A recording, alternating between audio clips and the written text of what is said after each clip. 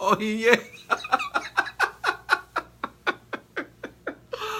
Oh my goodness. So Nigeria, he's mentioned Nigeria as you know what whole country. John, how are you? I think he's right. The man just said what is a fact, and we should respond or should process this with principles, not just with emotions. Oh, he referred to a country as you know what whole country. And so what does that change for anybody? What does that change for anybody? We need to see the facts. The man said is a you know what whole country. It is the truth. That is a fact. It is a fact. And it probably thank you, Vivian. You said take the comments and do the opposite.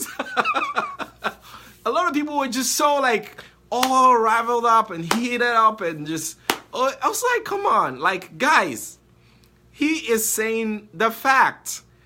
Nigeria, or most African nations, I wouldn't say all African nations, is a you know what whole country.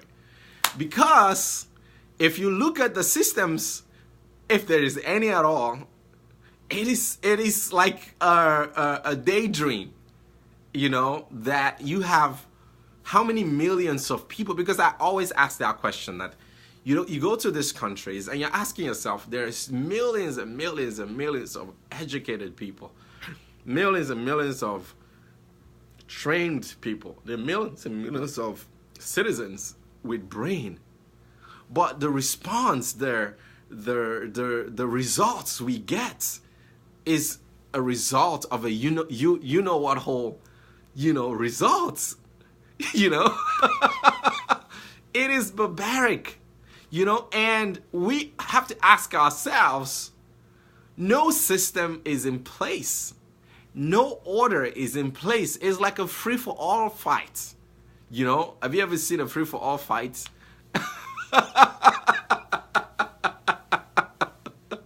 Kelechi, you're so mean. Okay, so objective describing nations. I do have to understand his position. He's running a country, not a charity. He's supposed to protect. That's a completely different questions. I should speak Igbo. No, at least for the benefit of everybody. Okay. All right. Many took it. Yes. America has always been a place where those who come here better themselves. America has also say, yes.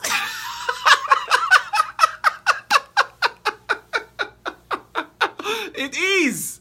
I was gonna get to that, but Devonna, thank you. You are able to predict where I'm headed with this. It is also a what whole place.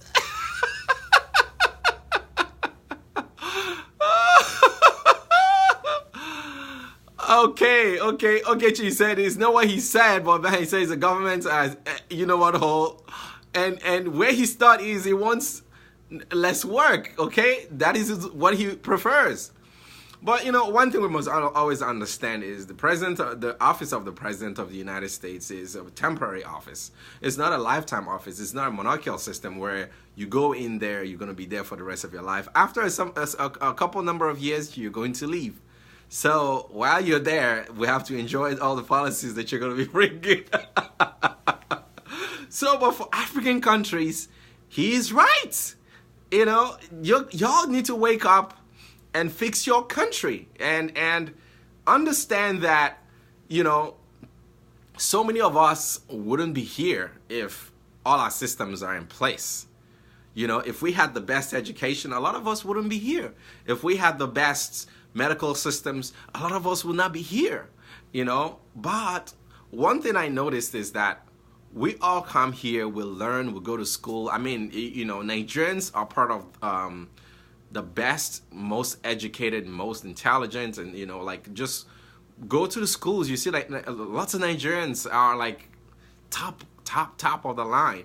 But the question is not being top in your class, but what do you make out of what you've learned? How can you apply all the knowledge that you get from a country like the United States? I think the United States is being generous. And I think it's a wake-up call for African people, African descent, African nations to wake up and fix their own countries. You know, we just can't wait and continue to depend on other people's goodwill or continue to drain their resources. But when we come here and we become better, we should always be able to figure out a way to take what we've learned, to go back and fix our nation. You know, Judy said, come to Canada. Oh my goodness. Nobody will help you from the likes of kindness, smoke and mirrors, so he can help Congress push what they want without the... You know, so, I mean, we have to, and this is what we've been talking about. You know, this is what we've been talking about, that we have to remove, you know, our emotional sentiments from the process of things. We need to remove our emotional sentiments from how things are done and understand that the way we've been doing business is not how we need to continue down the line. You know, it's a blessing in disguise. Yes, the man is right. It's a country where a cow is valued more than human life. And the governments just sit down and watch human beings being slaughtered and cows so that cows can eat and feed. And we have too many people who are, you know, parleys with the government, who despite, you know, their ability to speak out on other things, have somehow lost their capacity to speak against injustice, against people they think they're best friends with. So if I'm best friend with a Nigerian government and I think Nigerian government is not doing what is right, I would speak up and say this is not right. Not for my sake, but for the sake of every other person who is affected or who is going to be affected by the same policies that the government is you know, pushing out.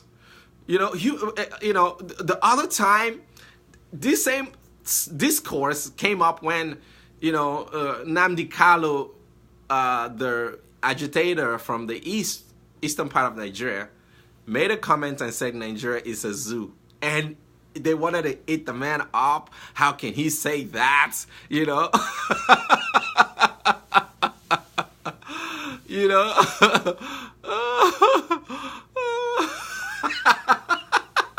It is a wake-up call. Because the point is, you know, at the end of the day, you know, Nnamdi Kanu said Nigeria is a zoo.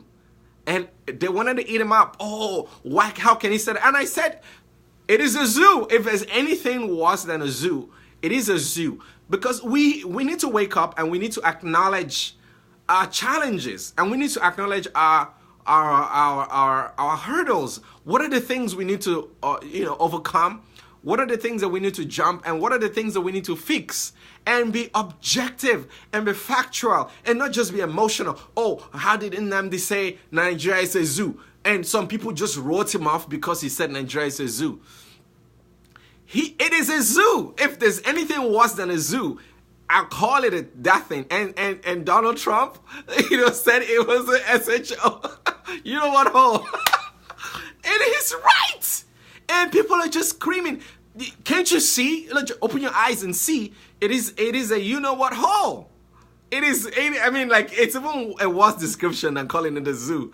I mean, because Nnamdi said that he was even being kind, saying it's a zoo. You know, because how can you have people who are intelligent, people who went to school, and then you cannot implement a simple order. You cannot implement a single decorum, you know? Yes, and the leadership in Africa is the #1 problem we have. You know, like they say, people deserve the kind of leadership that they get, because the people who lead a community or a nation also come out of that nation, you know. Okay, I'll respond to your Litecoin question. Okay, so basically, you know, we have a system in place where it's just chaotic. It is chaotic. We can't even apply simple math. You know, people go to school, you know, they go to school to study math, but they cannot apply the math they study. They go to school to study statistics, and they still can't apply the statistics that they started. You know, someone is conducting surgery and the light goes off, and up till today, there is no power solution to the power system, which is the most fundamental thing any country in 2018 should have woken up to solve. You still go to that country and they say there's no power. Literally, there's no power supply. Look, there is abundance of technologies that can be marshaled out, you know, statewide, countrywide, to fix the power challenge. But because there is no will, it's as if those who govern the country are kangaroos and monkeys. You know? So if we continue to respond with all these emotions, we will not solve our problems. The man is right. You all live in a you-know-what-hole system. And he just stated the obvious. So if you just can't accept the fact that the man is right, and then say, what then can we do? How can we accept what he say as a challenge to go fix our own nation and to go fix our own country and make it better for everybody? Because, you know, everyone is so engrossed and so, you know, focused on their own self and their own families and their own children. And they forget that our time on this earth is very limited.